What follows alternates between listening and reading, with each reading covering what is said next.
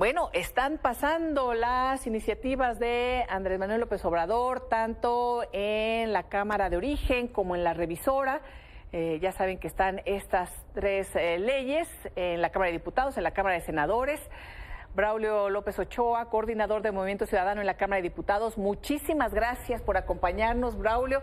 Sé que vienes de pisa y corre porque están en la discusión. Te agradezco porque se acaba de aprobar ya lo que decíamos, la ley de amparo. Así es. Están ahorita discutiendo la de amnistía y ahorita regresa Braulio, ya nada más.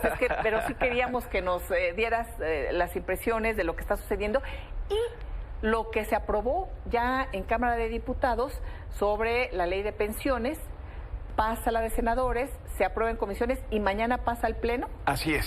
Son, digamos, primero agradecerte el espacio, Alicia, siempre un gusto estar contigo, y mencionarte que en efecto ahorita se está llevando la discusión en lo general de la ley de amnistía, después pasará a todas las reservas al respecto. Entonces está amparo y amnistía, ya están por pasar y aprobarse y se acabó en el legislativo, por lo pronto. Así es. Y mañana la de pensiones al Pleno del Senado.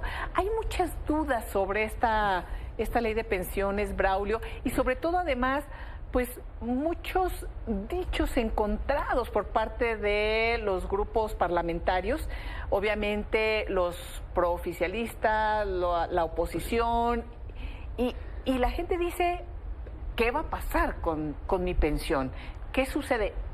¿Qué va a pasar? ¿Qué va a suceder? Sí, se dijeron de verdad bastantes cosas que no son ciertas. Primero decir que no es una reforma de pensiones que el país requiere. Para que es una reforma en todos los efectos se debe hacer una reforma integral, es decir, impactar a todos los trabajadores y trabajadoras del país. Tendría que ser sostenible, es decir, que haya un mecanismo de financiamiento que permita que esto permanente. Sí, que no se mantenga. Ahorita que tenemos esto y ya en unos años se acaba. Porque lo que indica es que la gente se pueda pensionar con el 100% de su último. Esa es una de las grandes mentiras. No es cierto que sea con el 100%. Hay que recordar que hay dos iniciativas. Una presidencial, que era la constitucional, en la cual sí se establecía lo del 100%. En esta no es así. Ya no lo dice ninguna parte del dictamen. Y también decirlo, nada más impacta a trabajadores del IMSS y del ISSSTE. Hay muchísimos mecanismos de pensiones en el país. De hecho, son más de 130 a nivel estatal, digamos, o a nivel federal. Por ejemplo, CFE, Pemex, pues no se ven afectados. Las universidades públicas, por ejemplo, todos esos. Solo para trabajadores de IMSS y del ISSSTE. Así es. Y también hay más de 1000 mecanismos de pensión, por ejemplo, en todos los municipios del país. Esos tampoco se tocan. No se tocan. ¿Y a qué edad? 70 respecto del IMSS y 75 respecto del ISSSTE, para efectos de qué cuentas se mandan a este fondo del bienestar, ¿no? Estas cuentas inactivas que pasarían a un fondo del bienestar. Hay que decir también con claridad, porque la mayoría de los trabajadores de este país, el 55% de la población económicamente activa, está en el trabajo informal. Entonces tampoco esto les afecta, tampoco les beneficia, y tampoco les beneficia justo a las personas que tienen las pensiones de bienestar. 55% en la economía informal, 55, más de la mitad de la clase trabajadora mexicana. Y justo no estamos dándole estas modificaciones que requería un régimen de pensiones en todos los efectos. Y decirte respecto del fondo, porque es un fondo que se toma de la parte más grande por el ahorro de trabajadoras y trabajadores de toda su vida y sus beneficiarios. Y en esto dicen, bueno, es que son cuentas inactivas. No tenemos seguridad de que estas personas se les hayan contactado, se les haya dicho que tienen derecho, o a ellos o a sus beneficiarios. O sea, muchas personas no tocan ese fondo, no tocan porque no tienen la información suficiente. Así es, porque desconocen, por ejemplo, en qué aforo están y cómo reclamar este tipo de cosas. Y la verdad es que tampoco soluciona como está la reforma, porque no establece un procedimiento de cómo reclamar. Ellos dicen, vamos a cuidar a estos ahorradores, siempre es imprescriptible y esto siempre va a estar. Bueno, no queda claro, no hay un procedimiento dentro del dictamen que expliquen cómo se pueden hacer de estos recursos. Establecen también un comité técnico que no explican cómo se forma, Elisa. Entonces, pues no tenemos ni claridad de quién lo va a componer y cómo se va a construir el comité y cómo se va a constituir un fondo de reserva, digamos, para el pago de los pensionados que no habían tomado esos recursos y que supuestamente tiene este derecho imprescriptible, y también decir que hay unas líneas que dicen sujeto a disponibilidad. Entonces esto sí es preocupante, porque va a ser dependiendo de cómo esté la bolsa en ese momento. O sea, si hay dinero puedes tener un porcentaje Así es. mayor o menor, si no hay. En todos los efectos. A ver, de las personas que nos ven, me decían, pero yo puedo reclamar si tengo 70 o 75 años y no sé, nunca he tocado ese fondo, lo puedo reclamar y me dan mi dinero.